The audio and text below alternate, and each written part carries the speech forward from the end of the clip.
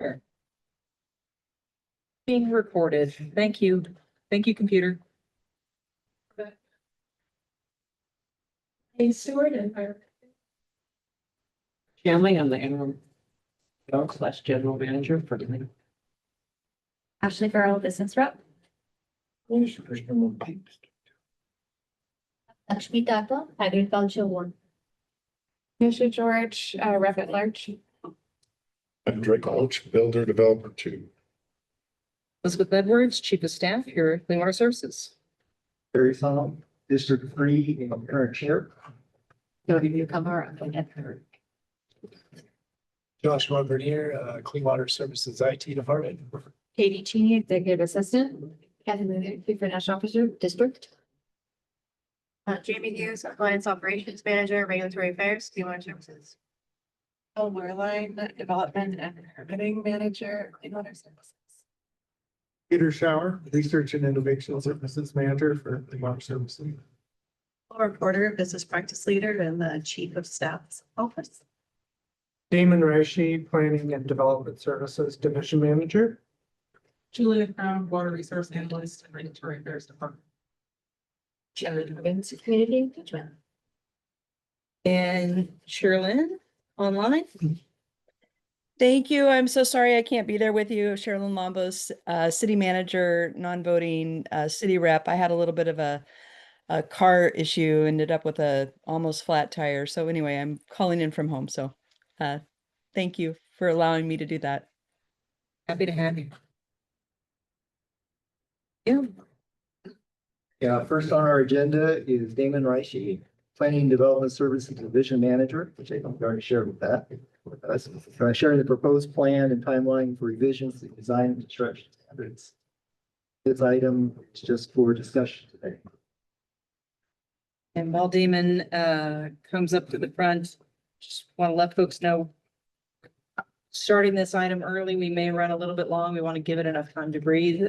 We did not intend to give it only 15 minutes. So we're going to be a little bit closer to 30 on the agenda thing. So I'll try to go through this as quickly as I can while still really covering all the material. We did a similar presentation for the board last Friday, and I think it was an hour. So the 15 minutes gonna be a little bit tight. But as I go through this, I think it's fine if you want to ask questions because it is a complicated thing, and I want to make sure that you have an opportunity to understand it.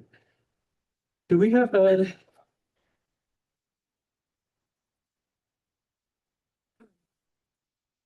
How many of you were aware of our design and construction standards update in 2019? And maybe heard something about hydro modification? Does that sound familiar to anybody? A little bit, Terry? Yeah. Okay. I'm not going to go into that in depth. If you were familiar with that, that was a pretty big change to our stormwater standards. And this change is on a different scale. So that's what you need to know about that. We aren't going to be doing anything that relates to our hydromod piece, which is really the volume component. What we're going to be talking about today is more on the water treatment level side. So I'll explain a little bit more about that in a minute.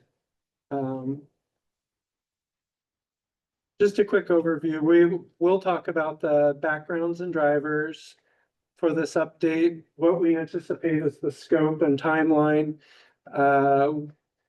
who might be interested from a stakeholder perspective and why, and then what the board feedback that we received and what next steps are going to be.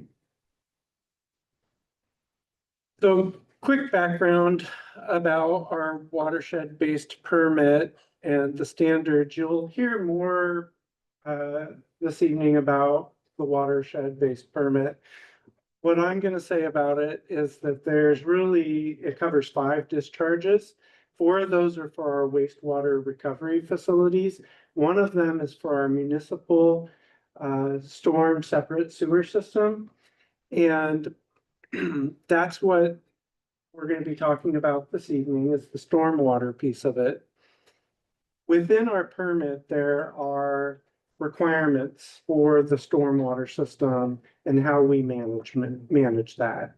And those requirements are on different areas. It covers everything from, we have to do certain things for communication and education, to how development sites are managed for erosion control, to post-construction runoff control. So that is treatment for new and redeveloped impervious area.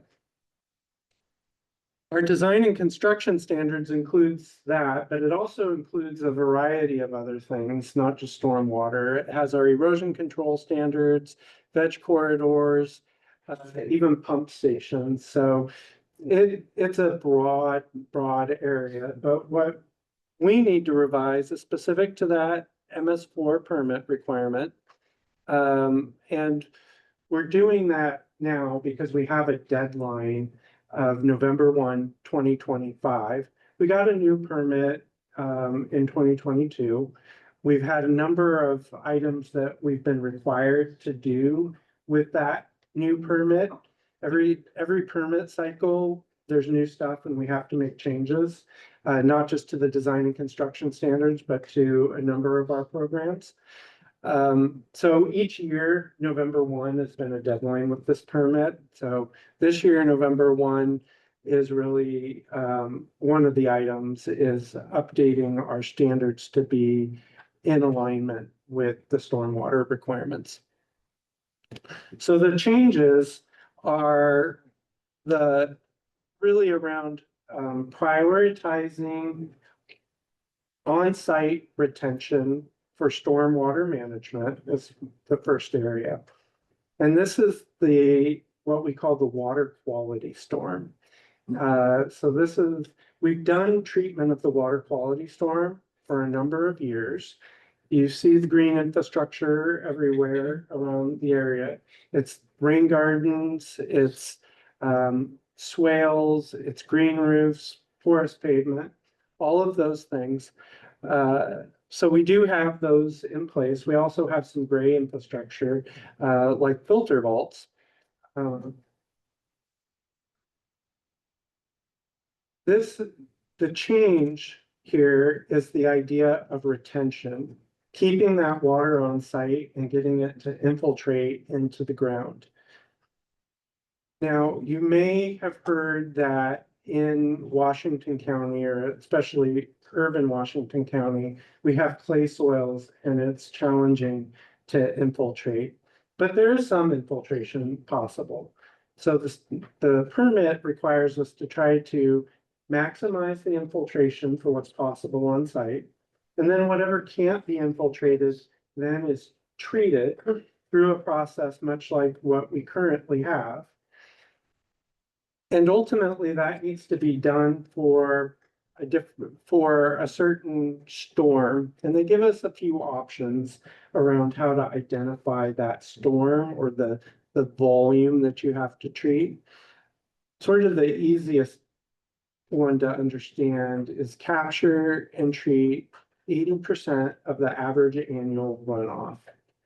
That's a little bit different than how we currently have our storm designed.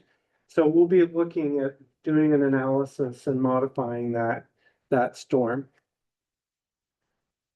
The sort of second element that we have to look at updating in our standards is prioritizing green infrastructure before gray infrastructure and before what they call offset programs. And fee in lieu is an example of that. Right now, we encourage green infrastructure on site before going to those other options. 95% of developments do some sort of on-site treatment, and the majority of the time that's green infrastructure. But we do have a number of situations that we allow fee in lieu. What And just to explain real quick, green infrastructure is those things I mentioned earlier, like green roofs and bioswales and rain gardens. The gray infrastructure, so the picture on the top is an example of that. The picture on the bottom is an example of gray infrastructure, and both of these have pros and cons. Green infrastructure takes up more space on the surface, but it also allows for getting that water back into the ground where possible. And it's also obvious when it's not working. If you have die-off of plants or there's a problem going on, you see it. Whereas the gray infrastructure doesn't take up space. It's in the parking lots of a lot of different places that you visit. You probably don't even realize it's there, but it's difficult to get in there. It's got a bunch of filter canisters that go in those vaults that have to be taken out. They're really challenging to get in there and get them out. And it's not always apparent when it fails and they go into bypass and basically the water goes around the filter. So pros and cons to both. So I've said a whole bunch there. Just want to check in quick questions. Help me with when we do the gray infrastructure, the ongoing maintenance on those, who picks that up? And the owners or? So it can vary. It for both the gray and the green infrastructure, if though it's treating water from multiple properties, then it's going to be a public infrastructure, and that is done in the unincorporated areas by Clean Water Services and also some of our partner cities that don't have a local program. Some of our other cities that do have a local program do the maintenance of those public facilities, both gray and green. If it is only treating basically one property, again, it can be gray or green, then it can be a private facility maintained by the property owner. But we are required to have a private water quality program where we go and periodically check in to make sure that maintenance is occurring. And we have a maintenance agreement with property owners that say they know they have this. It's one of those documents that you end up getting when you buy any property. There's a ton of papers you have to sign. It's one of those that you have this thing on your property. And we check in on that. And that's both the cities and Clean Water Services that have those programs. That help? I will mention that our barriers to using gray infrastructure without considering green infrastructure is lower for a private facility. And that's one of the things that may need to be addressed with this update. Yep.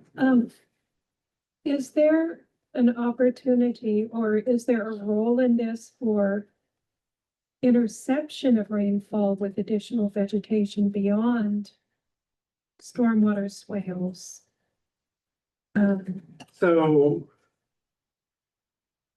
more like a program where you preserve trees or green space. Or plant more just to intercept it? Yeah, possibly.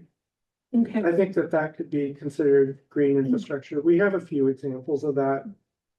Like where we use vegetated corridors can be filter strips for paths.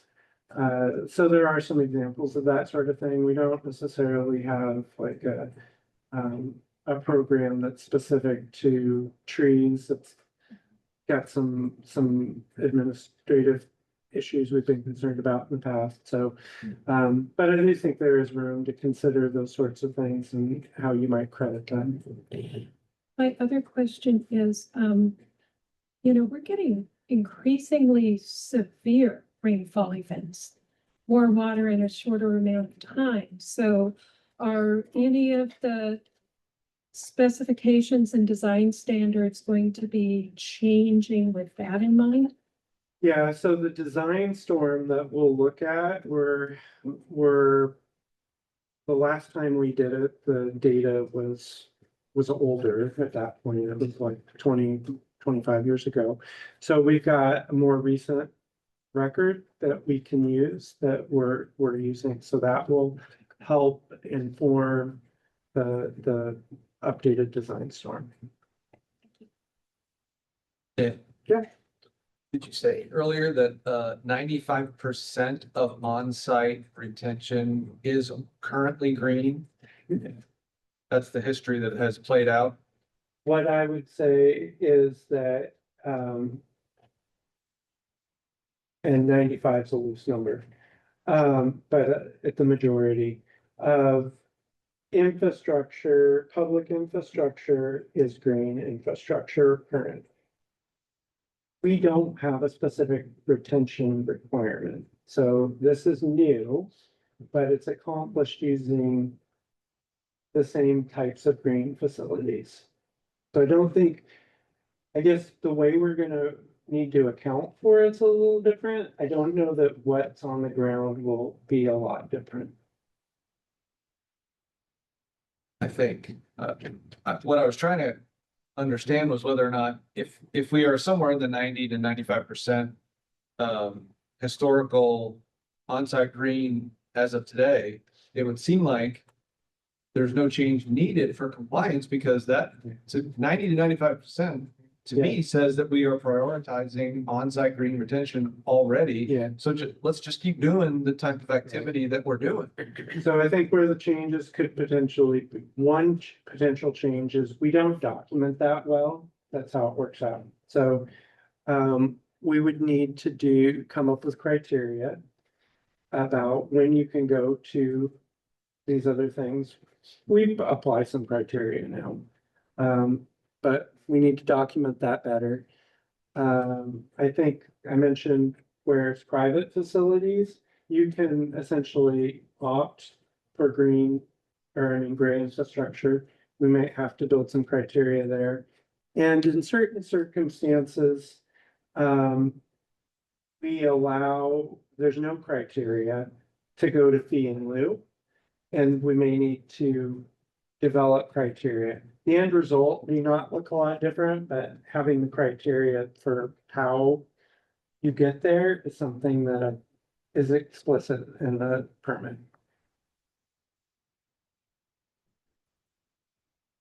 Oh, Sherilyn, raised your hand. Yeah, thank you. And maybe you're going to get to this. And whoever just asked the question about 95%, if that number is accurate, it might be accurate for public, but in Tualatin at least, it's not for the private. And again, maybe you're going to get to this, but the fee in lieu is really low, and we've seen developers automatically want to go to fee in lieu really quickly. And so in this whole like prioritization of green infrastructure, are you going to look at the fee in lieu, the amount, so it disincentivizes going with a fee in lieu? Yeah, so I don't know what you're talking about specifically is how much you pay per square foot of impervious area that needs to be treated. That's the fee. That doesn't actually live in the design and construction standards. It lives in rates and charges. We have heard from a number of cities as well as our own staff that number is low. It's probably not enough currently to cover the cost of doing that mitigation. Because when you go to fee in lieu, what you're doing is you're providing mitigation. So we do need to evaluate that and are looking at doing that as sort of the next step on our fee in lieu project, which you may have heard a little bit about the accounting for that. So not specifically design and construction standards, but something that we could look at with rates and charges.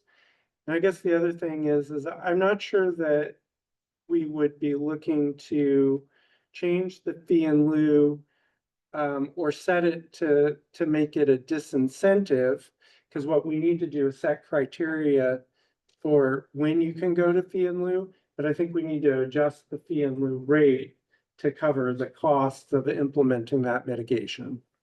That makes sense. So the scope is specific to the design and construction standards, and really looking, because we have a year, to limit the revisions to the standards to these changes needed to bring the stormwater requirements into compliance with the permit. What that means is we need to change some sections in chapter 4, which is the chapter that looks at stormwater treatment. There's probably a few definitions that may need to change in chapter 1 that are specific to stormwater. And then any changes that might result in the stormwater specific details.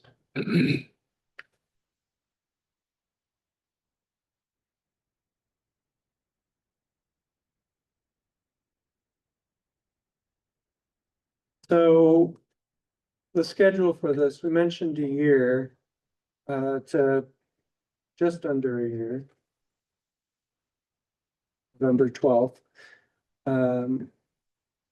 But what we're anticipating is that we will work with the cities to start to develop some draft language. And we want to go through a couple iterations of that where the public has an informal opportunity to provide us feedback on draft language. While that's going on, we'll be updating the board along the way. One of the things that we talked to the board about doing is using CWAC as basically a place to represent a lot of public comments. One of the things is to actually hold a public forum here at a CWAC meeting that there could be comments received.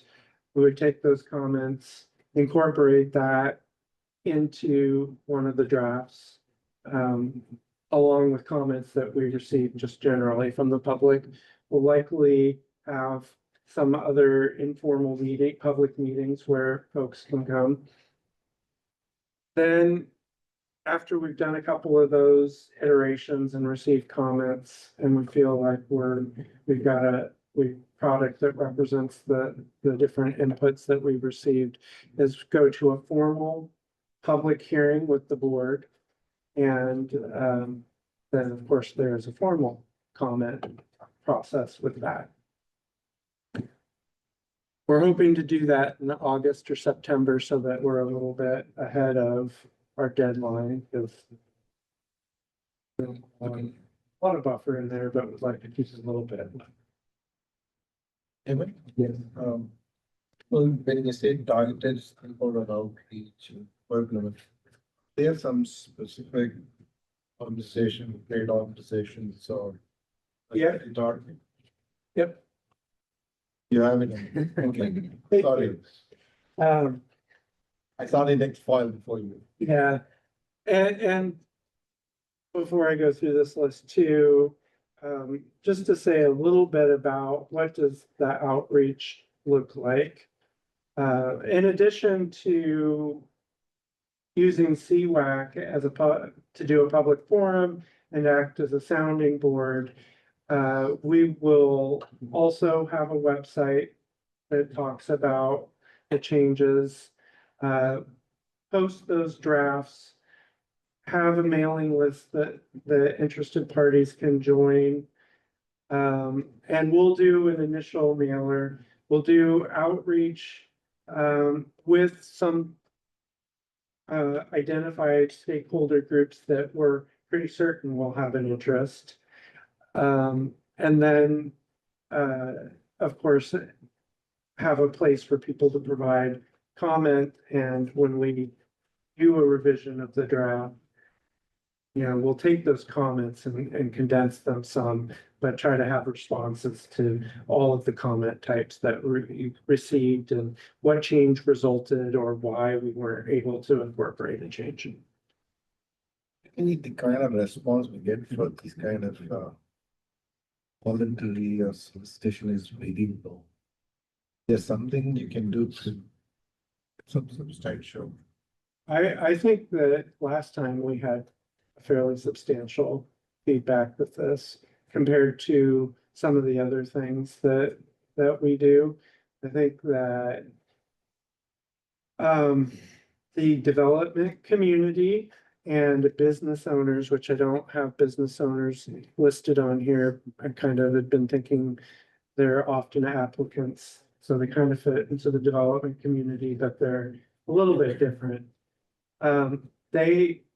They frequently have a lot of interest. They have got consultants that they use that will be interested in work with us all the time. And so I think we'll see a lot of feedback from that group. I think the environmental community has typically been interested in the past.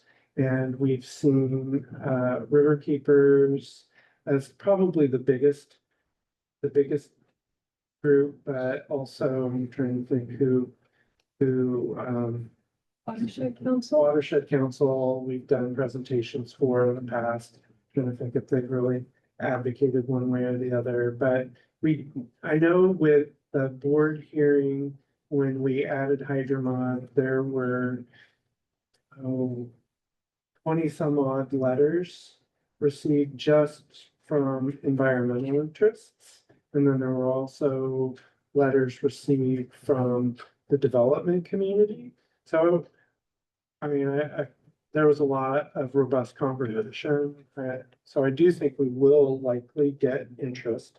I don't think this change is as significant as when we added Hydromod, so maybe it won't generate quite as much. But another group that we have heard from more in recent years is our just really neighbors. And this topic, we've been asked to come to a couple different CPOs or community participation organization groups that the county has to talk about this. And we've received comments on development applications more than we have in the past. So I expect that this could be a little bit different stakeholder interest than we have previously seen. Those are the groups that I'm thinking are likely to show interest, but it could be others too. I think CWAC's role, I should also mention, the cities absolutely are a big stakeholder group, and because they're the co-implementers, they are implementing these standards within their jurisdiction. So that's why we want to incorporate them into the process of helping us draft that initial draft, as well as receiving feedback from them through the process. I think that CWAC is a good place for a forum because those different stakeholder groups are represented here already. So you can help with making those connections and providing that forum. I would think the non-district representatives have steady interest in more audit than district reps. Our contact, our involvement, a little bit more. Business.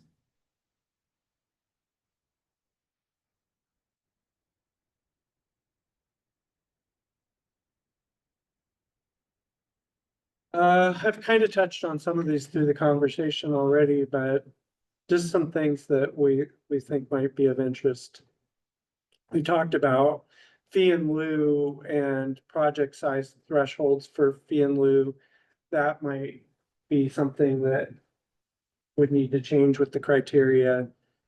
Through the last process, the development community had a lot of interest in using fee in lieu as much as possible because it saves space on site.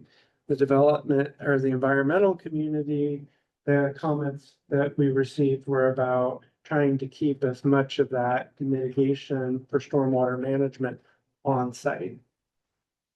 And then the cities, in some of the cities, not all of the cities, but some of the cities do really like to allow for gray infrastructure in many situations. And so that could be another.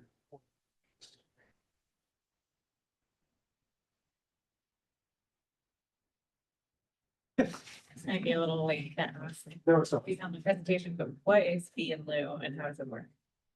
That's fair. So fee in lieu is when you're required to do some kind of mitigation because you've created new impervious area or modified existing impervious area. And for whatever reason, you've either opted out or maybe site constraints or such, you can't treat that area on site. And because you can't do that on site, you pay a fee. And then the agency that collects that money, whether it's Clean Water Services or one of our partner cities, then needs to take that money and spend it towards doing that mitigation somewhere. And the permit actually identifies how broad an area that is preferred to do in. It uses the HUC codes, and I'm not thinking of which it is, so I won't say, but it's not necessarily anywhere within our jurisdiction. Most of the cities have 2, in a few cases, 3 different watersheds that they have to stay within. There's some allowance to get outside of that, but fee in lieu is basically you pay the agency to do that mitigation for you. And that's where Sherilyn was saying the amount maybe isn't enough, because currently it's $1 for water quality and $1 for hydromodification, because there's 2 different categories of fee in lieu. And if you're doing both as fee in lieu, you get a discount of $1.50 per square foot of impervious area managed.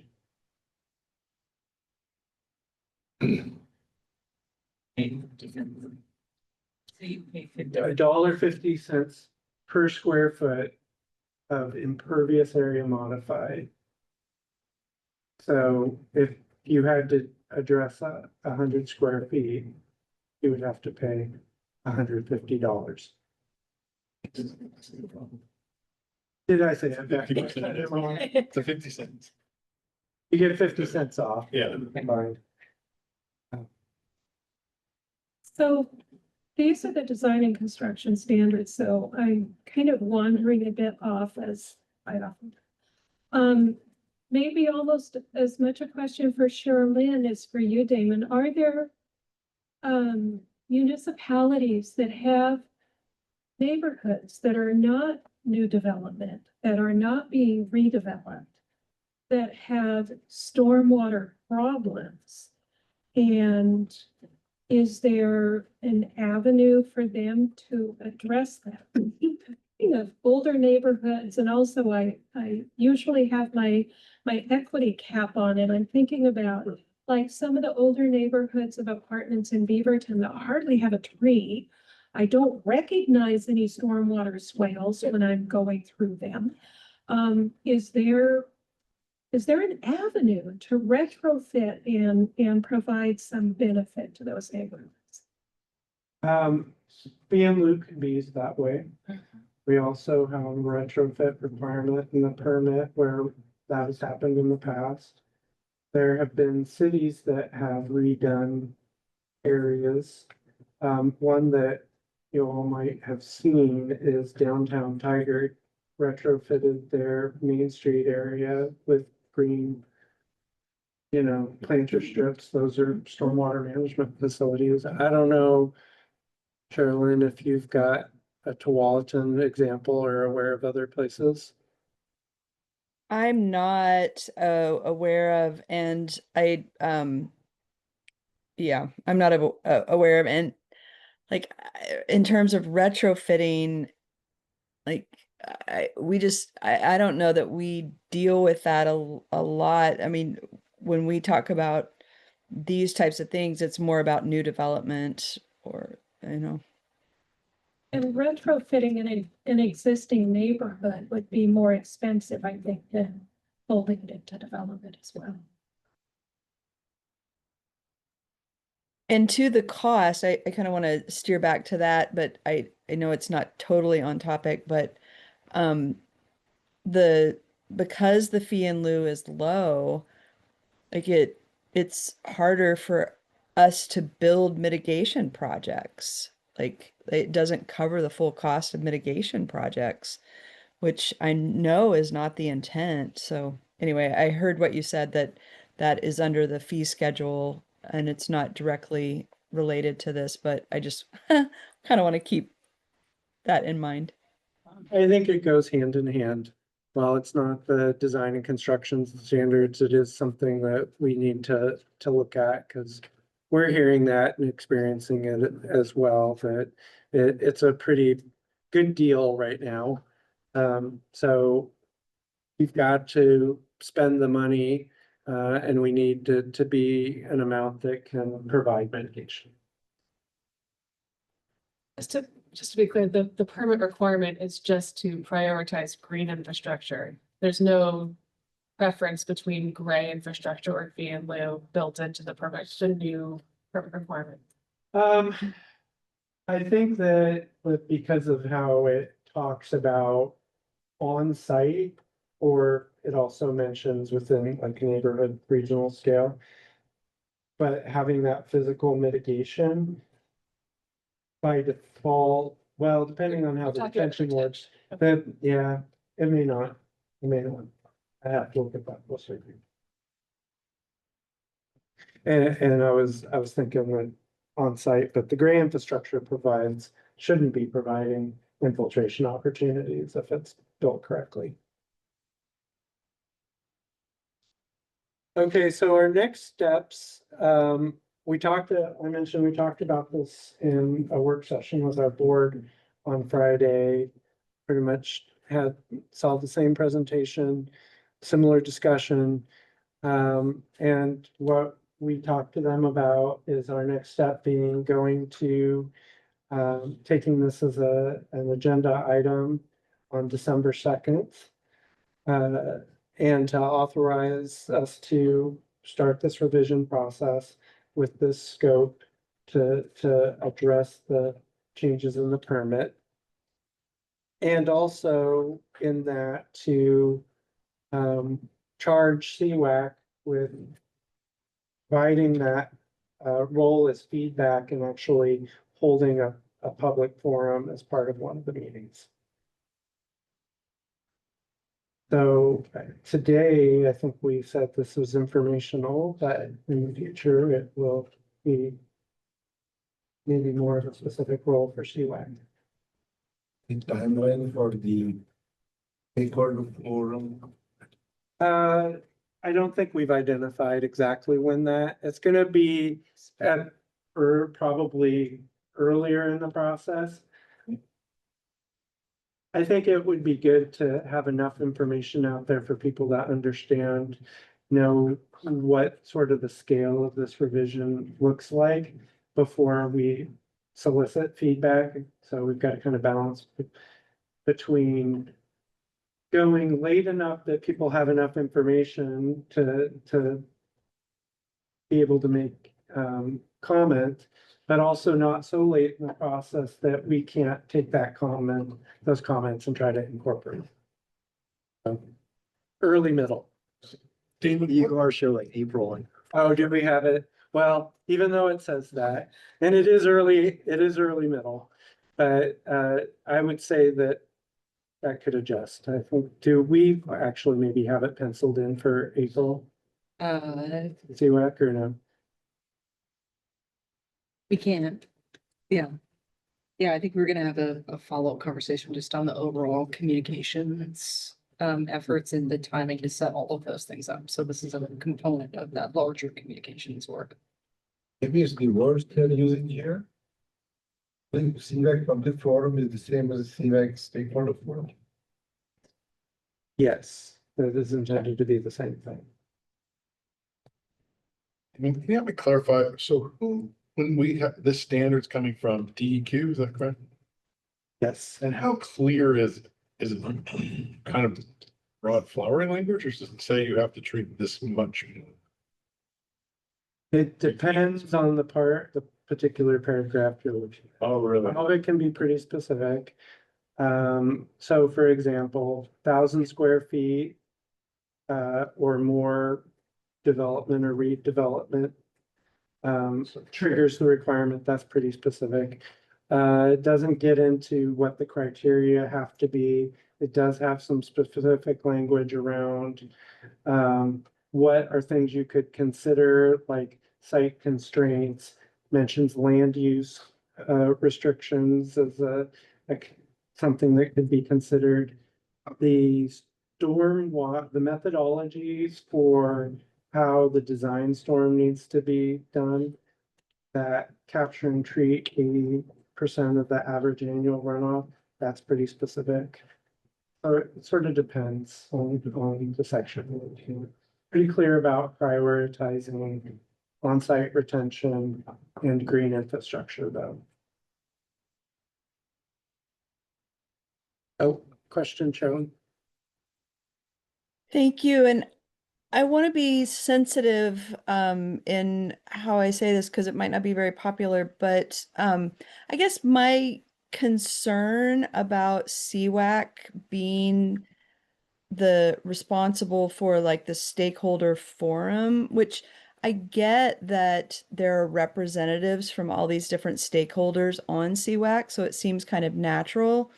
What I wouldn't want to have happen is it being like, well, CWAC has these representatives, so this feels like a natural place and it like checks two boxes. And then there isn't robust work of doing a stakeholder forum above and beyond the representatives on CWAC.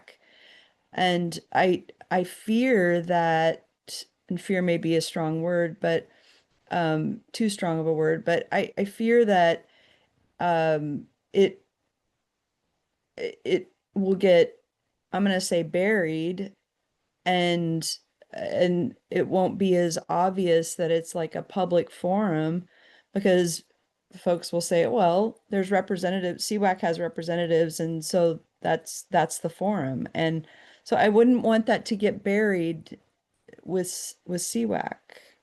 Sure. And in the past, we have utilized CWAC, but it's not been the only venue. We've had other informal public forums. So they weren't a public meeting in the same sense CWAC is, but were meetings for the public to come to, where we explained what we were doing. And with each draft, we typically had to set up a meeting and posted it on the website and sent out a notice to the mailer list so that anybody that was interested could come to that. So I think we're planning on having multiple venues in order to get the information dispersed, and then also providing some of that information just on our website. So if people can't make meetings, they're still able to read about it and learn about it. So that's not our intent to really have CWAC be the only place. It's just one of the places that folks can participate. I think what I heard was that CWAC's role is to leverage our networks. People that my personal network would be transportation engineering, builders, environmental, reaching out to those stakeholders to bring them in. Absolutely. Represent them and represent us. I think that's a good way of putting it. Yep.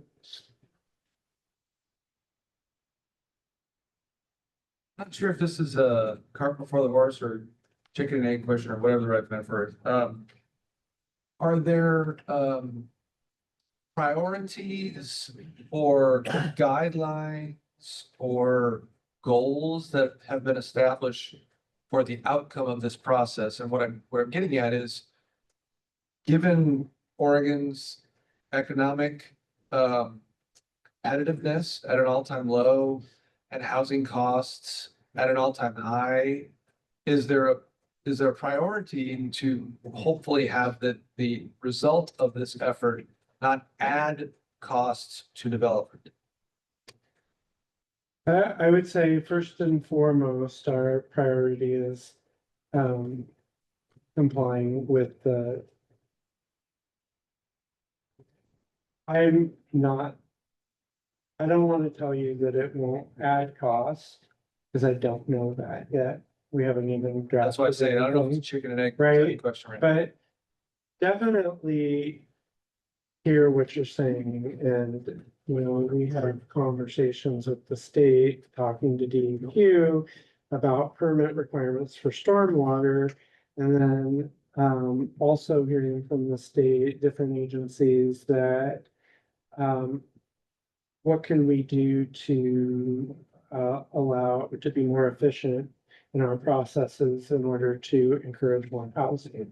And one of the challenges is that when you have an urban growth boundary, it doesn't necessarily provide extra room for stormwater. So trying to figure out how to get those competing pieces into the same footprint is hard. So we're interested in how to figure out checking all of those boxes, but I don't want to promise you that this could result in increased costs. I just don't know that. We'll have to see what the standards are. It's not our goal to increase your costs. It is that, I mean, I remember the East Basin or West Basin master plan, what was the one we just got done? West Bay. West. There were, and we sat through many committee meetings where there were, not priorities, what's the word I want? There were principles, that we tried to filter the analysis through. And that's kind of where I'm going is, are there any kind of principles or priorities that we want CWS to try to achieve that are in this cost? Because that was cost was a big thing in our basic master plan assessment of let's not go for the most expensive one. Let's try to be sensitive to cost. So I guess I'm just wondering, Yeah, when is the right time for that type of feedback to be given through this process so that it can hopefully be a impactful part of the dialogue? I Feels like it needs to be before you start writing statements. Because it's those are, and I think I'm interpreting Mark saying, those are more policy first. And things like expense, the size of facility, those kind of things. Yeah, so I would also mention related to this is talking about things like developing the criteria for when to allow fee in lieu. That might be a good subject for this group to weigh in on. Those are some of those kind of more policy oriented things.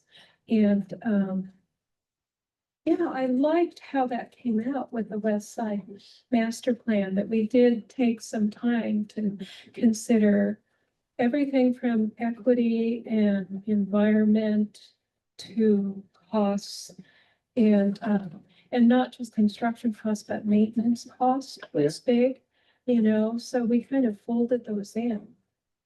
That might be a useful exercise. And, I think some of that, if we end up with different alternatives about how to implement, that could help outline that. I don't know. Yeah, it'll be interesting to see. I don't know if there's gonna be that much variation or not. For example, 80% average annual runoff, capturing and treating that's gonna be a number. Yeah. So some of it may not lend well, certainly criteria, I think that could. It's a really big question, Mark. I think we're always trying to find that balance in the West Basin plans. That's a great example in the district. We're always trying to keep rates as affordable as possible. You know, we have to meet the permit first and foremost. But finding that right balance and hopefully giving everyone the information that if there are cost increases, there's a good understanding of why they're there and that they're either very much driven by the permit or, you know, maybe there's what you would view a small increase that provided a big benefit. So you'd be able to have that. So I think what we can really strive for is giving good information, providing good understanding, and definitely I feel very confident because I just know that's how this place works. We're always trying to find the best bang for the buck, the lowest cost solution that we can, to the point where, you know, even if we'll talk about long-term regulatory compliance, one of the things we're always looking at is, does that regulation make sense? Are we get with what it's going to cost, or is it really providing value? So all of that should be factored into this, if we're doing a good job as part of this study. But thanks for raising that awareness. It's really important. What's one more question? Go ahead. When would your developments keep the new rules kick in? They would need to be implemented by November 1st of 2026. So like if you start a construction project in September, it applies, or it doesn't apply. Yeah, correct. Usually the way that it implements is that it's for applications made after. And that's typically in the resolution and order that adopts the standards, talks about when that implementation is and how it would work. Okay, thank you. Definitely more to come. You'll probably be sick of this topic in here. Okay, next on our agenda is overview of the NPDES permit renewal plan. Our presenters, please come up and introduce yourself.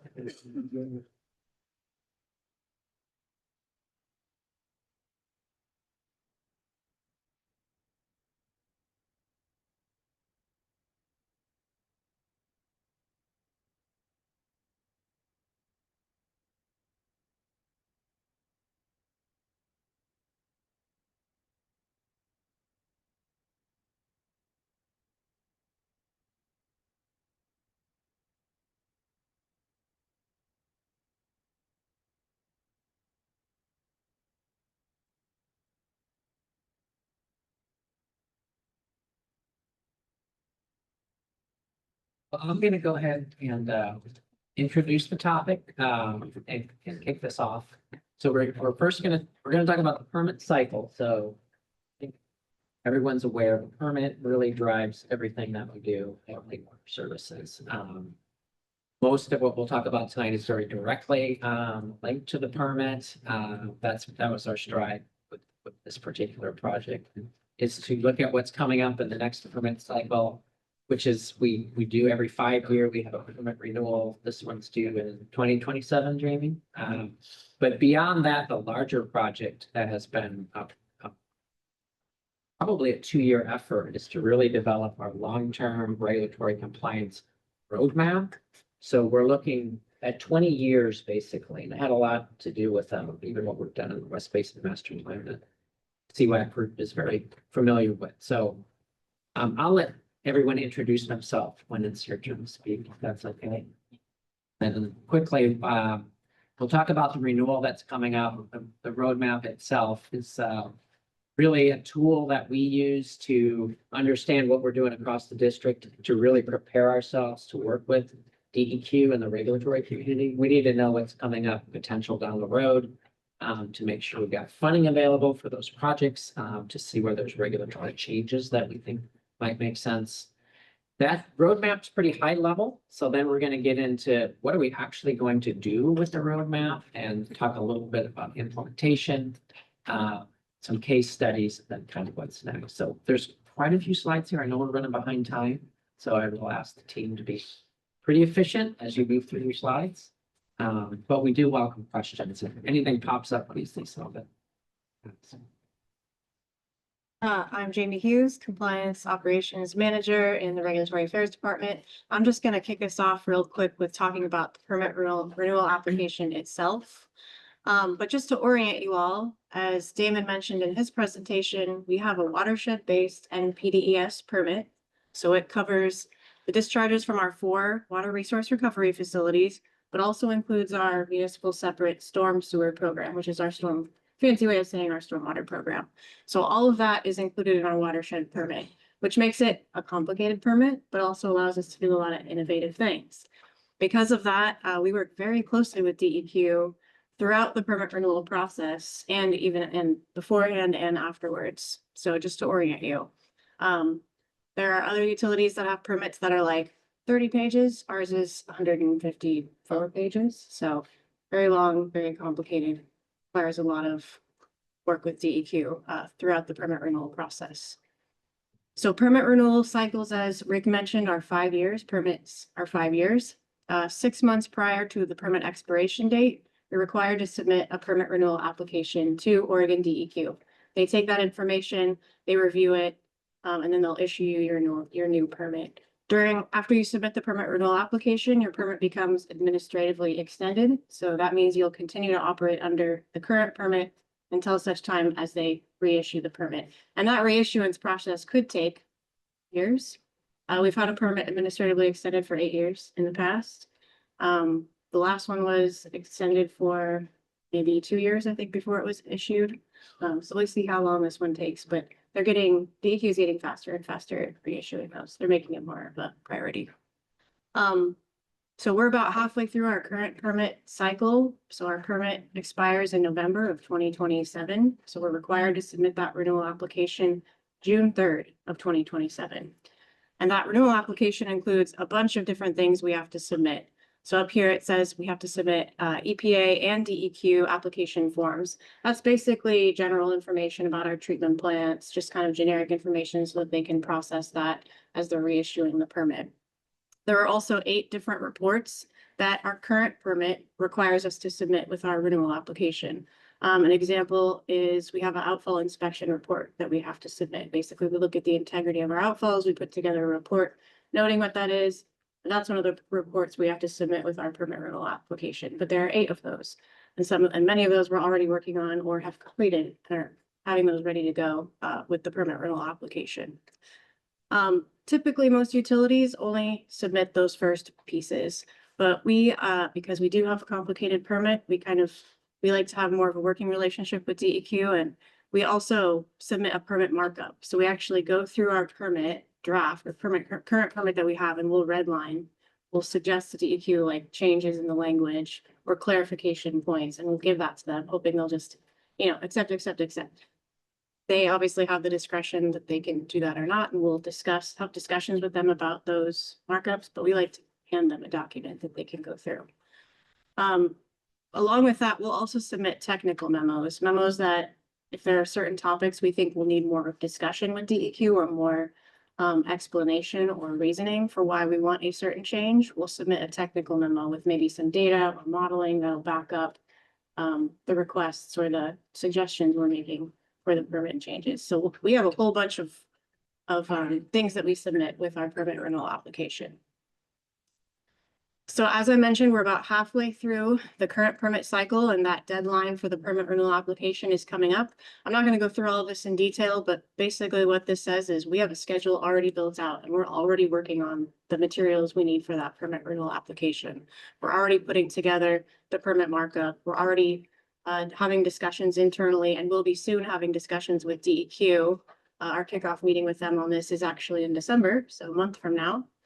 On different priority topics. So we're meeting internally to talk about the things that we think are going to be coming up that have been informed by the long-term regulatory compliance strategy roadmap. So we kind of know some of the key issues that will come up. And there'll be lots of engagement both with DEQ throughout this process, but also internal engagement and external engagement. And I'll talk about that in a second.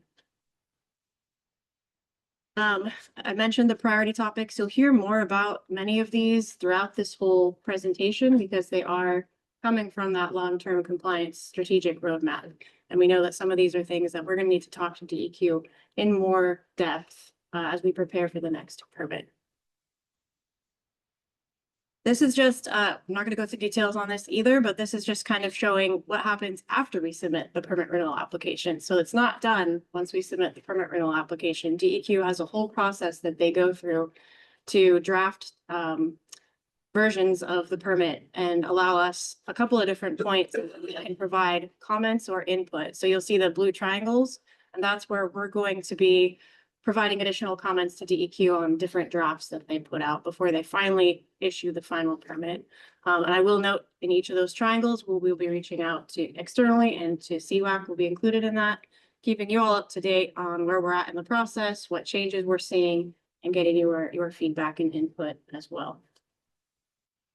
There is one other thing to note, is there is a public hearing at the end of, before DEQ does issue the permit, so they give a 30-day public comment period. We'll reach out to the public and allow them to also provide comment. So I mentioned we have a communications and outreach plan that we've put together. We're already doing internal communications with groups on different topics. We're starting those meetings with DEQ. The kickoff meeting is in December with their new permit writer. They have a new permit writer this time around. So a lot of new folks at DEQ that we'll have to bring up to speed, but we have been having topics with some of the subject matter experts already. From the time our current permit was actually issued, we've already been working on this for the last couple of years. And then we'll also be, and have started, reaching out to some of the external partners. We had a overview of this with the co-implementers at our last co-implementer meeting, and we'll continue to keep them in the loop throughout this process and after.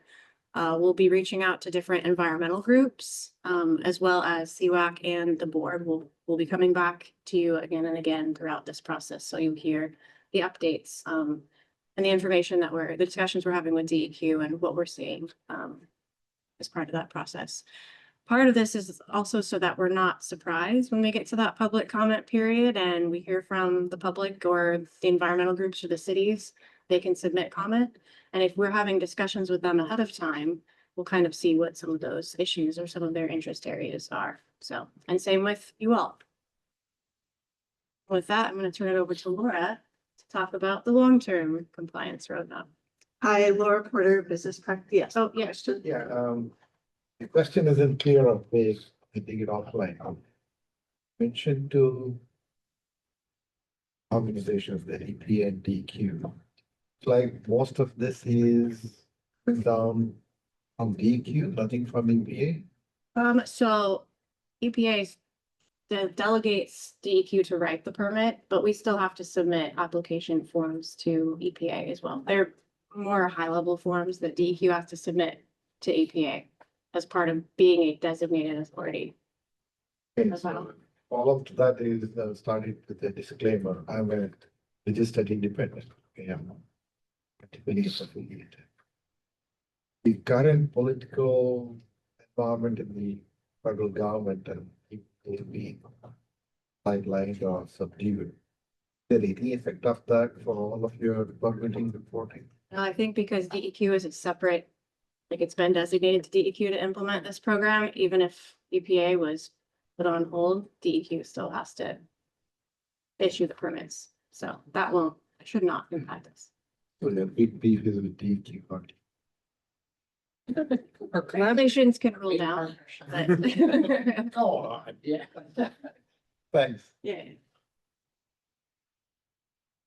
All right. My name is Laura Porter. I work on Elizabeth Edwards' team. I'm a business practice leader. I'm working on the long-term regulatory compliance strategic roadmap for regulatory affairs. It's kind of like I'm on loan part-time to regulatory affairs. This project is being managed actually by Julia Crown. I'm supporting her on this project. So I'm going to talk a little bit about the big picture and looking past the current permit. So Jamie just talked about everything we're doing to meet current permit requirements and get ready for the next permit. And I'm talking more big picture. How are we getting ready for the next permit and the permit after that? How are we documenting that work? I'll show you a little bit about how the roadmap is organized. I believe everybody got in their advanced materials a copy of the roadmap. So this is what I'll be referring to. what's in it, and then I'll share with you a little bit about the risk management approach that we're using. So first and foremost, you guys all know there's a lot going on in the Tualatin Basin. There's a lot of growth and pressure on the community and industry. From industry, there's demand for water from the Tualatin River. Plus, we're discharging, and as there's more growth, there's more discharge to the Tualatin River. There's a lot of stress on the watershed. Clean Water Services has aging assets, and there's increased regulatory complexity. Our permit is only going to get more and more complicated over time. So what we did when we pulled this roadmap together is we looked at all the work that we're already doing. Obviously, everything that Clean Water Services does is related to us meeting our permit requirements, our discharge requirements. Everything that all of our departments do is meeting those foundational requirements. And then we're also going and looking at what's coming our way. And so Julie and Peter will talk about that a little bit more. So you guys may have seen a similar slide to this last time we were here, where we went out, we looked at all the work that the departments are doing, and then we tried to organize that independent of department.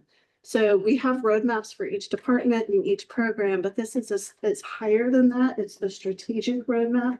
So we organized it by big picture strategies and tactics, because we're having to pull people from different departments to figure out how to address these really complex issues.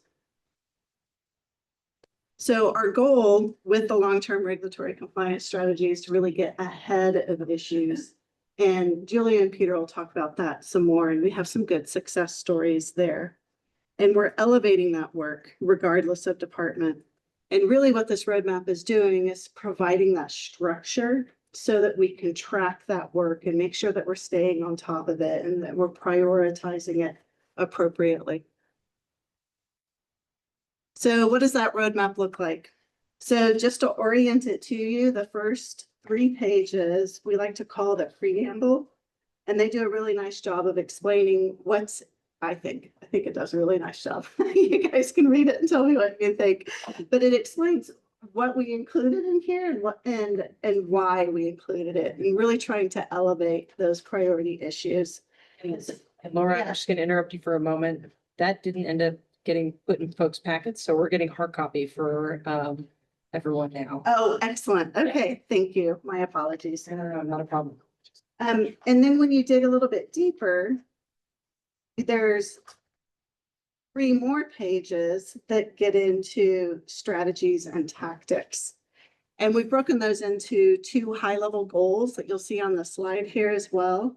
One is maintain regulatory compliance, meet our permit requirements now and into the future. And then the other one is strengthen watershed health. And those are really working within this ecosystem of how do we work with our partners, because some of our partners have similar goals, and how can we work together to meet these goals and benefit each other. And also thinking about how can we maintain rates over time. And so if there's something big coming up, starting to work on it now so that we can figure out ways to, if it's a big project, how do we balance that over time? Or what are other alternatives instead of having to spend a lot of money? So really the purpose is to get far enough ahead of this that we have time to look at alternatives and consider options and have discussions, rather than getting slammed with, we have to meet this, we have to do it now, it's going to be expensive, and then there can be a big impact to our ratepayers.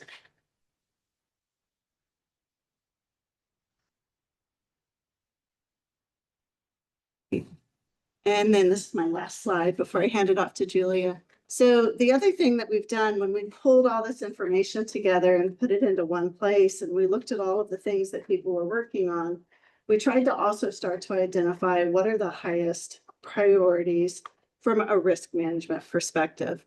So these are 2 tables. One is an impact rating, and then the other one is a likelihood rating. And what we were able to do is start to identify issues that have very high impact if they were to be realized, and a very high likelihood. So we do think it's going to happen, that those rose to the top to be the highest priorities that we need to focus on. So an example is temperature. another one is phosphorus, another one is PFAS. And then the last one, phosphorus and aluminum, those are tied together. So both Julia and Peter will talk about that more. But when we put together and use this risk management framework, we brought together a team of people from across clean water services from different departments, and then asked them to provide us input on what do you think is the likelihood of this happening? And if it did, how big is the impact going to be? And so that's made it possible for us to start to have discussions with people about, we know we've got a lot going on, but we really want to prioritize this issue here. And now we're starting, and that work has been going on, but it also helped to elevate a few things. And so a lot of this information is now being pulled together to share with DEQ with these meetings that Jamie was just talking about. And so we're able to develop those tech memos so that we can start to have those conversations with DEQ and figure out a plan for moving forward. So if you guys have any more questions about this, feel free to ask them. But with that, I'm going to go ahead and hand it off to Julia. Brown, Water Resources Analyst with the Regulatory Affairs Department. So we'll move into implementation. We've identified the risks and we can implement our plan. We didn't want this plan to be something that we wrote and set on a shelf. So we wrote this plan with implementation in mind. I have a copy of this going around there. We do want to align this strategy with the current permit, with our next permit, and the future permits. So we have sort of 3 eras that we're looking at there. So we'll discuss the top 4 priorities that Laura mentioned, the implementation process, and then also talk about innovative strategies to stay ahead of the permit.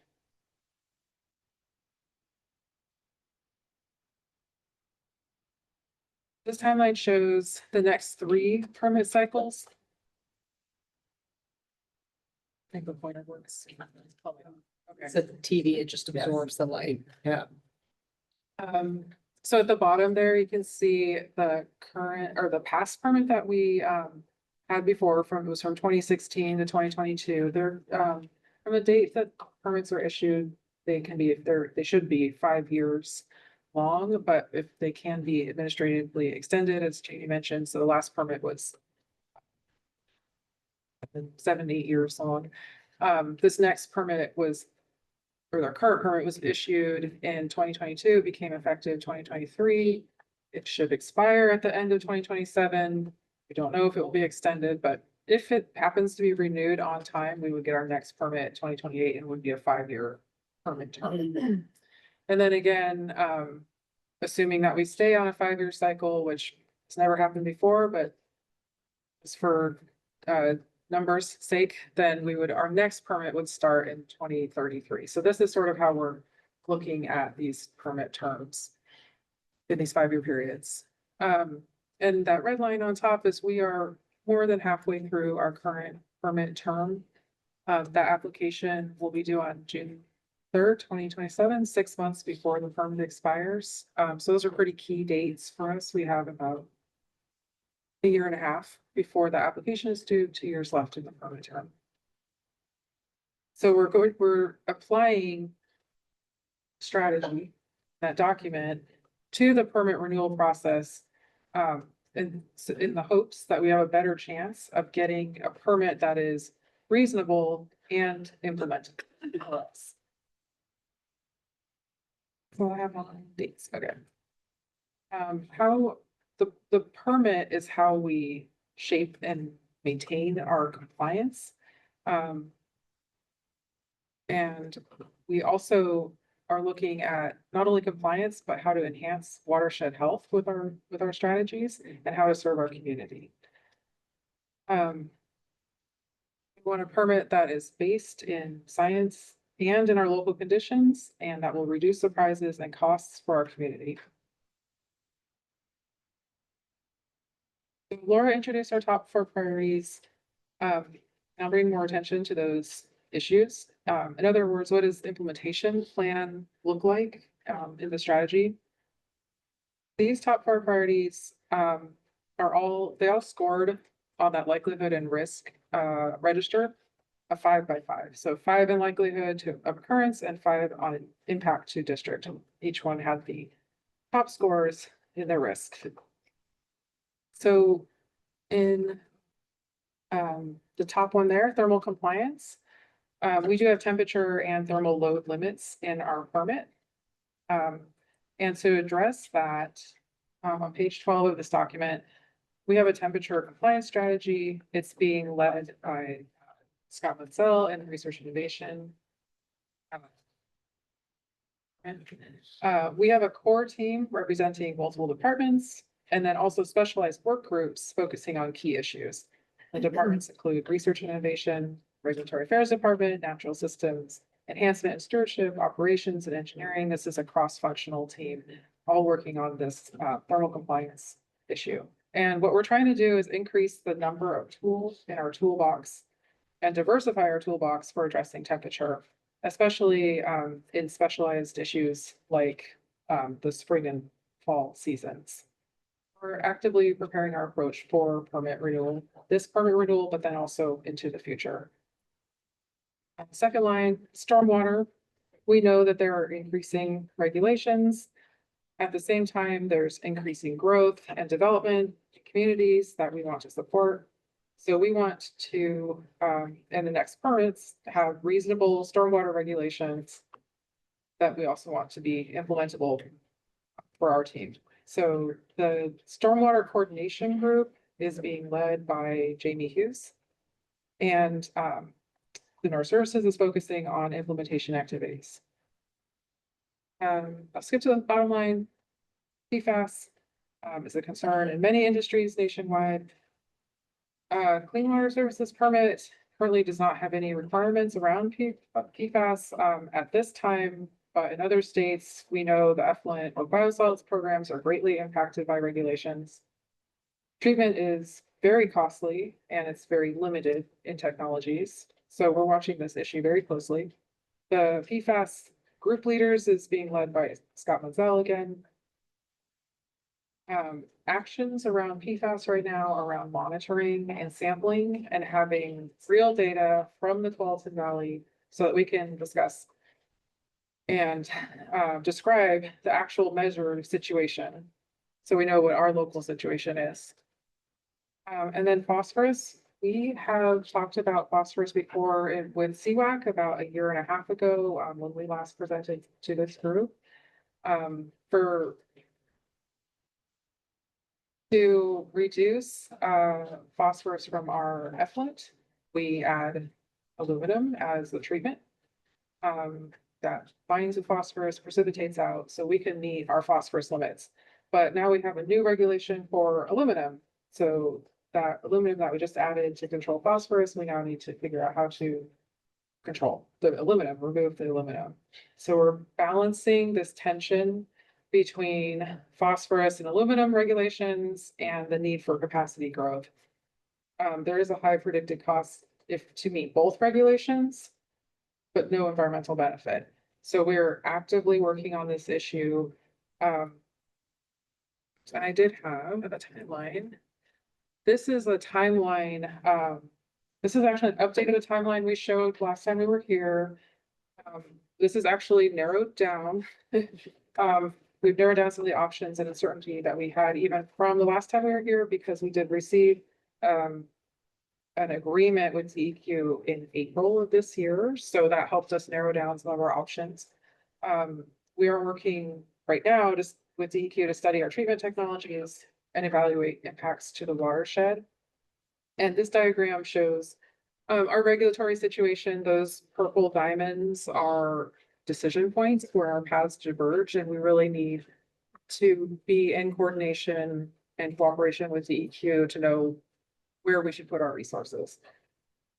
We're looking at questions like, can we meet both of the phosphorus and aluminum regulations? Can we meet the new aluminum requirements with our existing technology?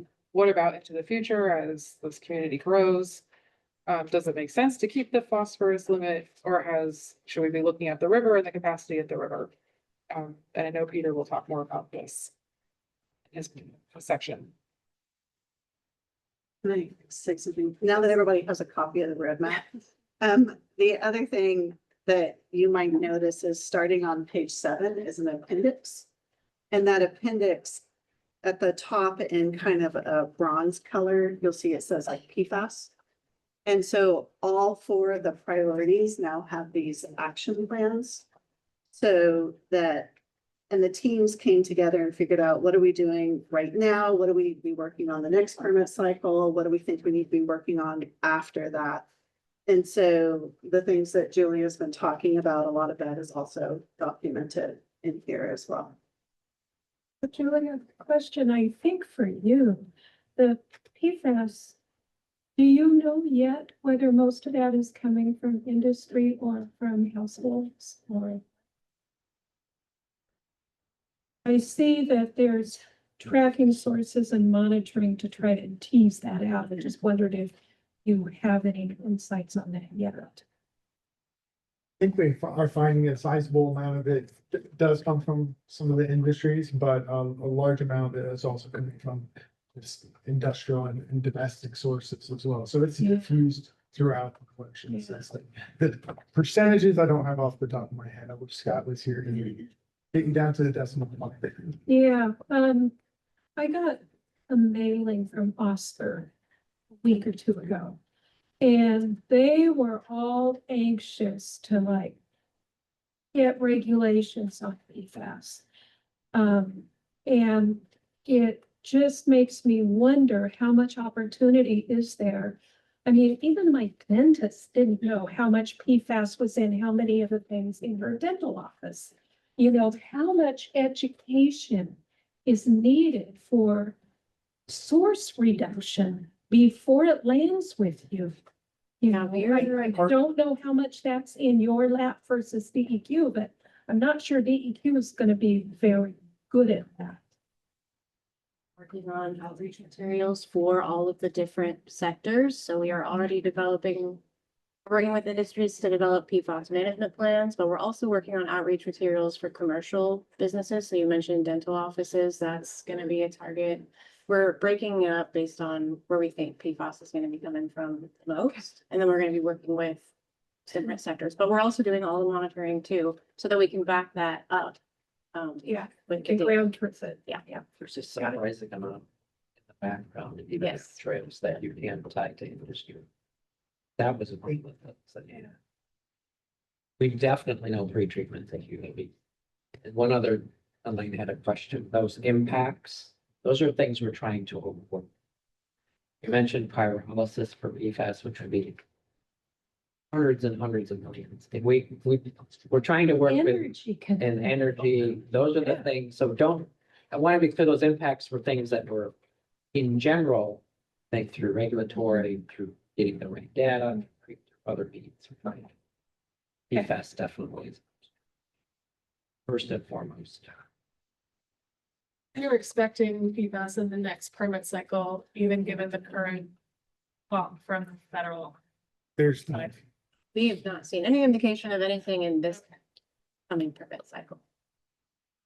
And given what's happening at the federal level, I think it's going to be. Yeah, which is just sorry for. The biosolids and land application is somewhat. Farmers say no. Regulation or not, that can impact. So we're staying attuned to something that isn't meaningless. We do have really good working relationships with the farmers, and we're trying to like get out there and talk to them about this, and not seeing high levels in our biosolids. And we've being seen- land applied. Seen success working with those farmers or other utilities. On the prior page, the 4 priorities that you mentioned, are the does the permit delineate specific measurements that need to be achieved, or are they goal oriented to try to diminish them as much as possible? I don't even know if I'm asking that the right way, but are they specific? Do we already know for these 4 things, for example, that it has to be this measurement every day for 5 days, or is it get it below a certain amount and that's good? two of those issues, thermal temperature and phosphorus, we have permit limits. That's a set number we have to meet when we're at one. I'm trying to change that. Because we've done a lot of modeling to say that number doesn't, that was originally developed. We think there's a basis to change, but that is a hard and fast number. And PFAS, we don't even have a water quality standard yet. So there is no limit that we can develop, we can predict what it would be. So. That state level. That would work. Doing as much prediction as we can. Yeah, certainly. Do we think that that will be dialed in before the permit is due?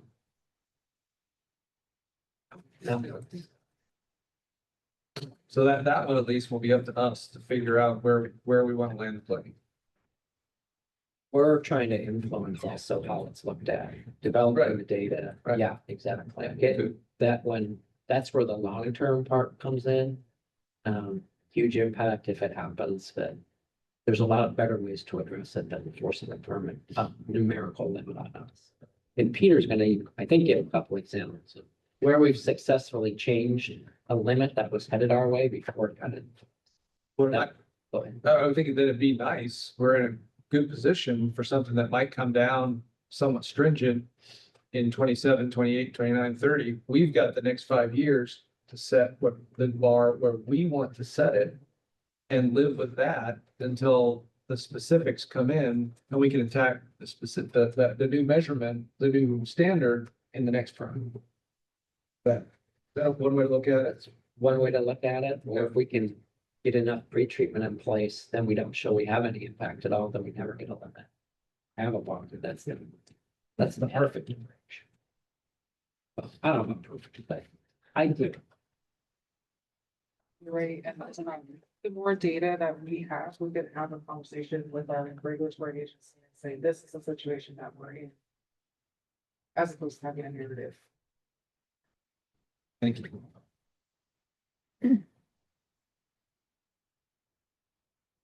Next slide. Thank you for your questions. So Laura described that we had taken input from the department level, department and 2 program level roadmaps and incorporated that information into this guidance document, which is that middle circle, which document here. And the arrows were pointing inwards on Laura's slide. Now that we're implementing, the arrows are pointing outwards because it's time to send this guidance or use this guidance back out to the departments. So this document should be a resource for departments to know which issues are priorities for regulatory compliance. So implementation is pragmatic. Here I've outlined the general steps that we developed for the implementation process. It's a flexible and iterative process. We described the top 4 priorities. There's a list of about 30 items, parameters that we're tracking through this process. The first 2 steps are to track pollutants and regulations and then evaluate and forecast risk. I call this raising a red flag. We did develop an early warning system for our monitoring data, and we have some other tools for evaluating risk. We want to know early about any issues that we will need to address.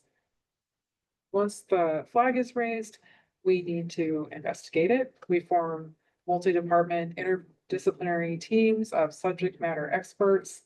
The team approach ensures that we are examining the issue holistically from multiple perspectives.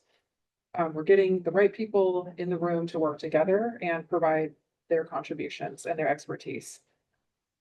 Then the team makes a plan. Again, the team approach helps ensures that we're using systems level problem solving. These are complex problems. When you pull on one thread and start trying to figure out what's going on, you start to pull in multiple departments from across the district. Just go ahead and plan on it. So it's important that our solutions aren't causing secondary problems for someone else, for another department, or for our watershed or our community. Finally, once we have a plan, we bring that plan into being. We work together in changing dynamic environments. We don't always have complete information, especially when we're working with projections and forecasts and trying to read into the future. But we can make our plan visible and transparent, the action plan. And this helps allocate the right resources into the right places and get us all pulling into the same direction. Especially for those issues that we know DEQ is going to bring up during this current permit renewal process. We want to identify those issues early so that we have time to gather more data, to investigate the issue, do some pilot studies on treatment technologies, and then be ready with a plan during permit renewal, especially when we're working with DEQ.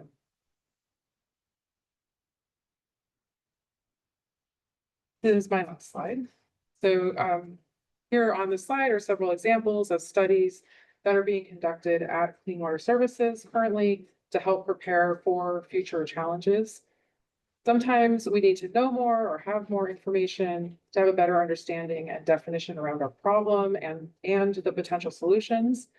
We need to know what our specific situation is for the Tualatin Valley and our community, for our treatment plants, and what alternatives are available to us.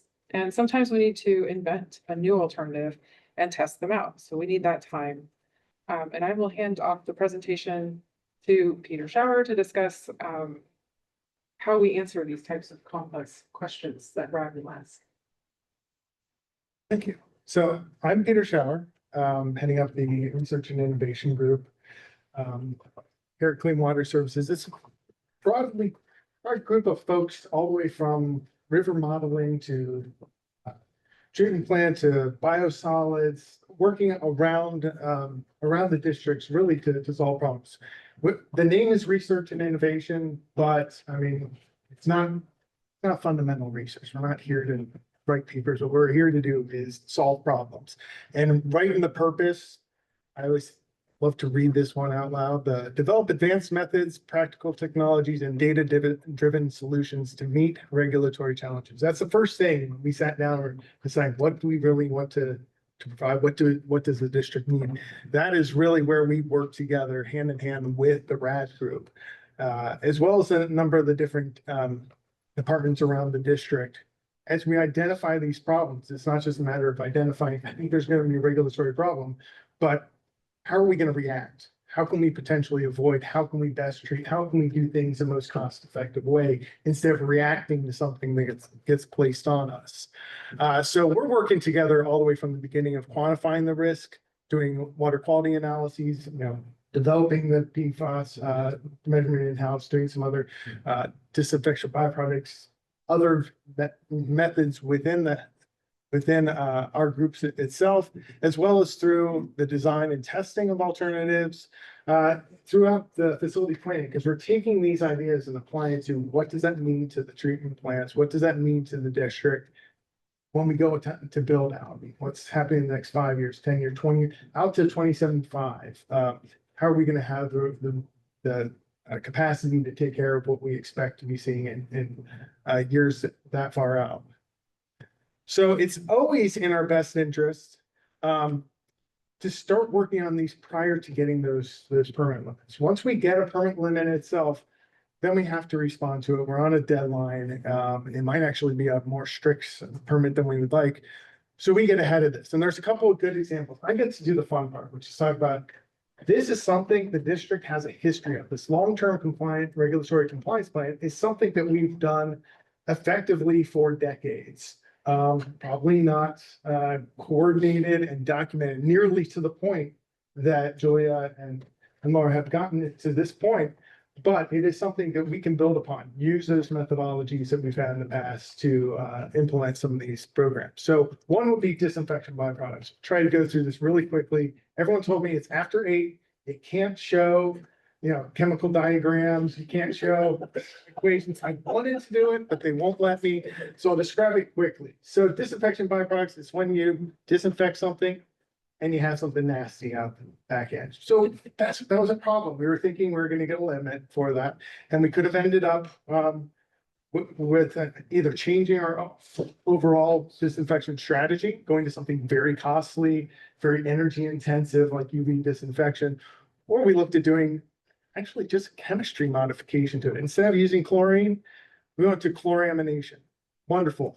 50-cent word, you know, lots of syllables, love it. It just means chlorine with ammonia. So we're using those together, and by treating it, by doing our disinfection with the chloramination, we're able to avoid making those disinfection byproducts. But then we have a lot of things we have to consider. You're adding ammonia into the system. Is that impacting our effluent?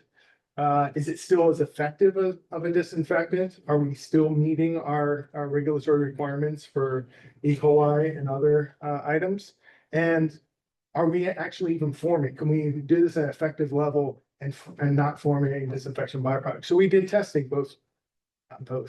We did at the lab, we did pilot scale testing in the tunnels, we did a full scale testing, really getting operations on board to not just say, hey, this is something some of us dreamed up, but something that the operators could do effectively manage and show that it effectively worked. So by doing that, prior to our previous permit, we now don't have disinfection byproducts as one of our limits at either the Rock Creek or Durham facilities, which is a great thing versus many, many millions of dollars going to UV disinfection.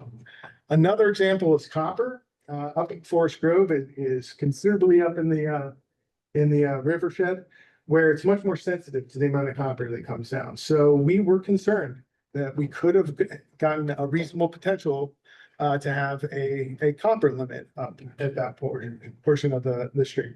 So we basically formed a multi-pronged approach, one of which was deal with the source itself, work with the industries to reduce the amount of copper, actually shifting a portion of that copper load away from the most sensitive part of the river.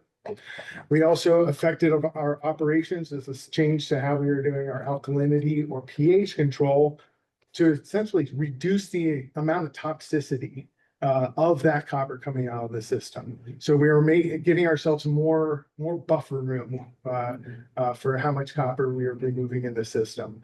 And then as a third item, we accelerated one of our capital improvement projects, our primary clarifiers. It's a big project, great project that's coming out that should be online in March. I'm going to knock on something. It should be up and running to also reduce that copper one step further. So by taking those three approaches, we're able to avoid what we anticipate was a potential copper limit coming down on us that might have required us to go to a very expensive, costly tertiary treatment system. So that's where we're trying to get ahead of any chance of them even giving us a permit. The last one is the year-round ammonia limits. I want to just briefly mention this one because it shows the communication that the RAD group does along with DEQ to make sure that we understand what the impact these permits do to us. Where at one point we were going to get a very simple, very low number of ammonia that we had coming out of the system. Through the work that RAD had done and Bob's relationship with DEQ, we were able to present the information to get an ammonia limit during the winter time that is commensurate with what the river needs. So it is based on the flow in the river. So we weren't being hit with these really high and really difficult limits at a period of time when we're also hitting a very high flow in the river, and effectively changed our ability to meet the permit going through build out. The worst that we can do is if we have to respond after we already have a permit. I'm going to skip the thermal loads at Forest Grove. We're able to work through and get a change in the interpretation of the permit so we can continue to operate. But the phosphorus TMDL, we've talked a bit about here. So I'm going to give you a little more context on that one because it is an existing limit. The TMDL, total maximum, I'm sorry. Oh, you're doing it. Okay. I was gonna ask you to say anything else. Total maximum daily load. Yeah. That we can put out. So it's basically, that is the quantity of phosphorus that the river can handle. And that was set 35 years ago. And the river's changed a lot since that time. I'm doing a quick aside, apologies. But one of my favorite things is when I had to take an Uber to the airport and the Uber driver picked me up and said, gosh, had a good day. It's the afternoon. I went out and I was paddling on the Tualatin River. I live over in Portland. He's talking about I was paddling on the Tualatin River, and oh my gosh, that river has changed so much in my lifetime. I had no idea who I was. My wife's like just laughing it up, loving the fact that I'm like bouncing in my seat, like, oh my gosh, here's a guy who loves the river. Things have changed. We've made that impact to the river. So how should we be considering this in terms of phosphorus and aluminum? Well, there's a trade-off. We use aluminum to reduce our phosphorus down to these very, very low levels. So on the bar on the left, you can see, hey, we can put out really low phosphorus, 0.1 milligrams per liter. That is our limit of phosphorus, but it means that we're going to be putting out that orange bar worth of aluminum. A heck of a lot of aluminum is going to end up coming out in the tail end of this system. If we were to reduce that down to an effectively low aluminum usage background almost, we would have a corresponding rise in our phosphorus coming out the back end, but we had very low aluminum coming out. So we're looking at this, and question is, does it matter? Does the river even care about this? And we did some modeling. We did modeling of evaluating how much capacity is there in the river to take up the phosphorus that we might be able to put out. And it was way above that blue bar. It was a heck of a lot higher, and we showed essentially no impact. But it's a model. Who knows if the model is right? So working with DEQ, we had a series of 3 MAOs, a mutual agreement and order. And if you could see, I couldn't, my eyes are hurting me, but there was one of the slides that Julia put up where it even mentioned the MAO. Not that you're supposed to read it, but that is a mutual agreement and order, which is us working with DEQ so that they're letting us evaluate, determine what the impact is. Based on our standing with DEQ, with our understanding of the science, they agreed to allow us to operate at a higher effluent phosphorus limit to show whether or not there is an impact on the river. We were doing a lot of evaluation, a lot of monitoring of the river during that time period, and basically demonstrated that there was a size or a reasonable impact of that phosphorus that we're putting out the back end, which was very large, that we were able to show just not on paper, but in actual operation, that it wasn't impacting us. We're also able to, with our second MAO, kind of test to see how low could we get, how low could we force that phosphorus down, as well as the aluminum coming down in the system. And it was because we were able to work with our permit that way, gave us the flexibility to really push the limits that we couldn't do otherwise in doing it full scale. We've gone one step further. We're now the MAO 3.0, where we're pushing the limits of it even further, because we're trying to determine how we could, if we could meet the phosphorus and aluminum limits with our current technology in the footprint we have available at the treatment plant, without going to something like membranes that would be high cost as well as high operating costs to put in. And the results of all this, I mean, it's actually really encouraging to show, hey, Durham came out of this because where it is on the river, we're able to meet them both at the same time. I mean, I still come back and say, well, is the phosphorus, is the use of the chemical really important to use and actually put out some aluminum to meet that limit? But we are able to do that term. I'm specifically leaving out the fact that, yeah, at Rock Creek, it's not so great. So we're pushing ourselves to see how close we can get, what our next capacity increases is going to be based on. Are we going to have to change treatment technology? Because as we are going through and as we are seeing these permit limits come towards us, we're also growing as a district. We're also increasing the amount of load coming into the system, and we're going to need to expand. And we don't want to put the money in technology that's going to be the wrong solution for the long term. And just getting to this point, I would love to tell you the answer is yeah. And DEQ says, great, you can have a different limit. It's a lot of work. This is, I think, groundbreaking.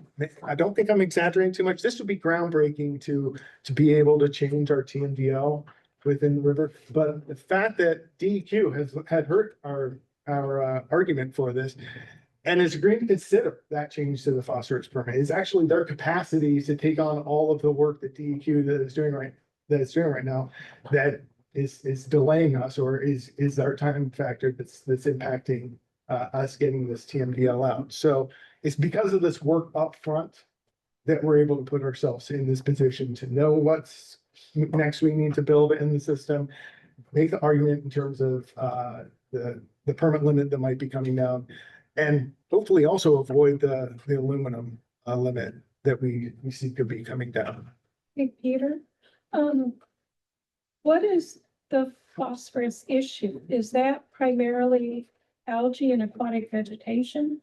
Or, Yes, it is algae. okay, Yes. It's meant to, Oh, sorry. it was meant to, like 35 years ago, meant to address nuisance algae blooms listings and water quality impairments at the state level, but this list of impairments at the state level.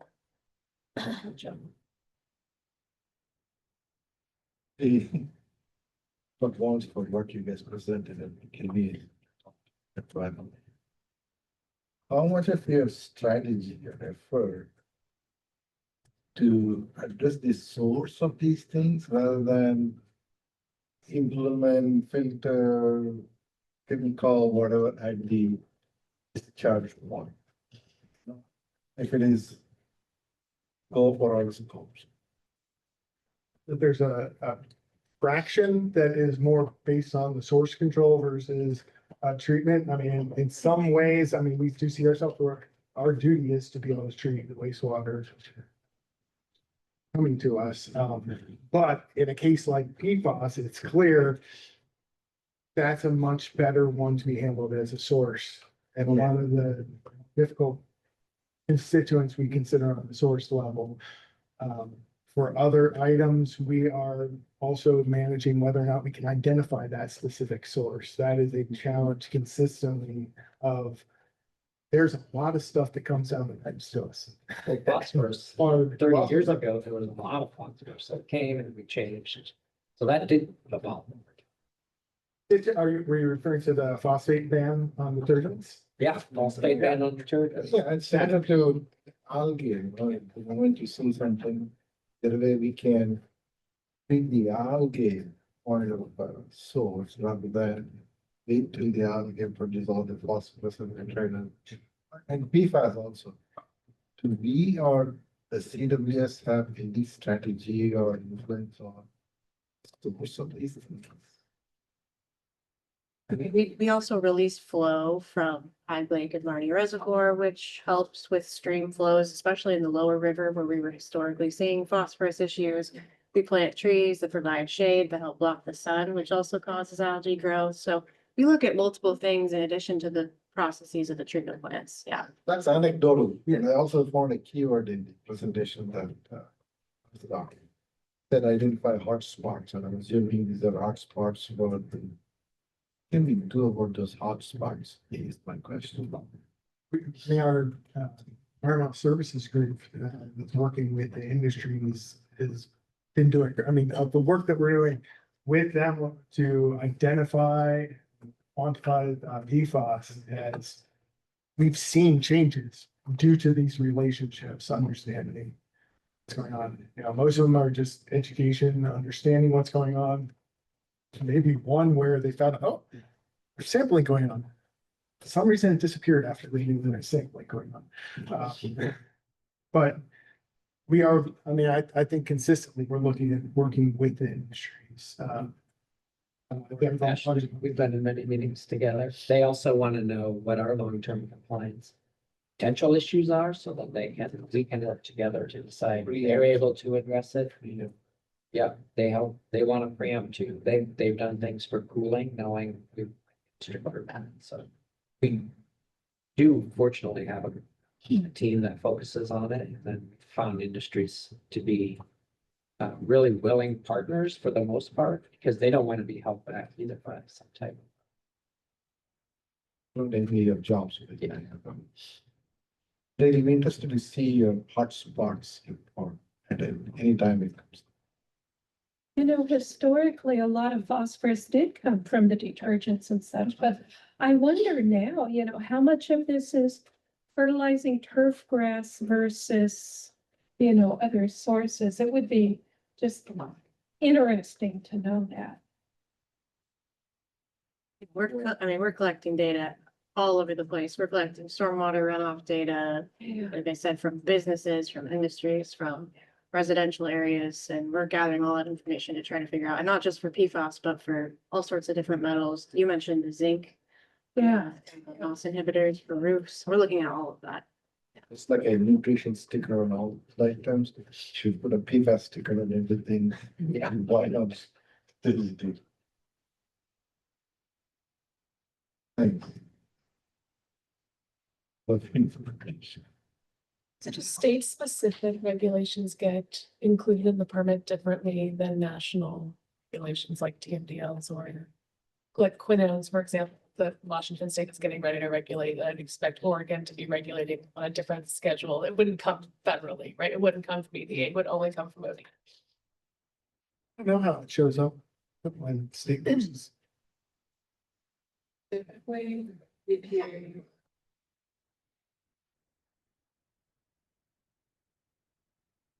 State has to either adopt that standard or something more stringent.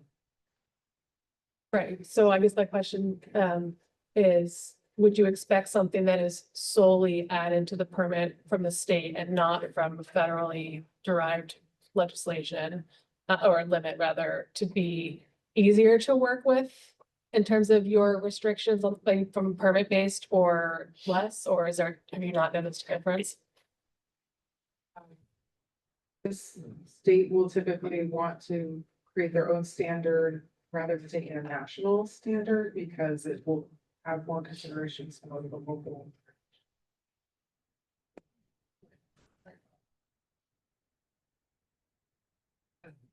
EPA has to set a standard for the whole nation. They have to be protected in every condition in the states. So they'll take the most conservative number. So if you have state specific limits, you know, that number will be more accurate. So the state will want to have their own. And I don't think that we have a federal. Yeah, I guess we do have federally promulgated, like these aluminum standards were promulgated from EPA directly to the state. And then the state did go to their own rulemaking to make it more specific for our conditions. That they had sent back to EPA for approval, and that's what they're still waiting on. Okay, that's what we're saying.